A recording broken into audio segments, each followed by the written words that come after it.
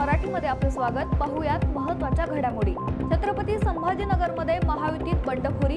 संभाजीनगरमधून भाजपकडून सुहास शिरसाट यांना उमेदवारी, मात्र शिवसेना आमदार अब्दुल सत्तार यांच्या मुलाने बंडखोरी करत भरला उमेदवारी अर्ज। भाजपकडून मुंडक थाटण्याचं काम सुरू, अब्दुल सत्तारांची टीका।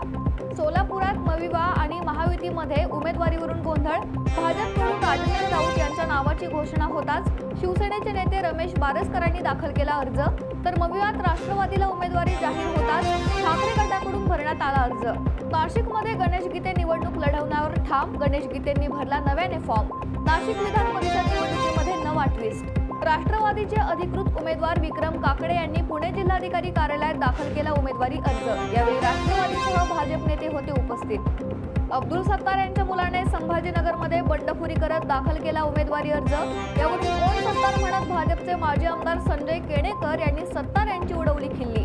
परभणी हिंगोली विधान परिषद निवडणुकीत सईद खान महायुतीचे शिंदे सेनेचे उमेदवार, महायुतीच्या पदाधिकारी आणि कार्यकर्त्यांच्या उपस्थितीत उमेदवारी अर्ज दाखल। मालेगावच्या बागलाणमध्ये वायगाव ग्रामपंचायतीवर हंडा मोर्चा। महिलांनी पाण्याची वारंवार मागणी करूनही ग्रामपंचायतीचं दुर्लक्ष, संतप्त ग्रामस्थांनी ग्रामपंचायतीला ठोकलं टाळं।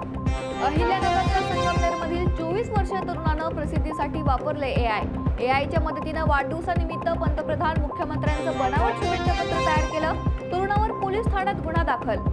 वाशिममध्ये कारंजा तालुक्यातील कामरगाव परिसरात वादळी वाऱ्यासह मध्यम स्वरूपाचा पाऊस। मान्सूनपूर्व पावसानं उकाड्यापासून त्रस्त असलेल्या नागरिकांना मिळाला दिलासा।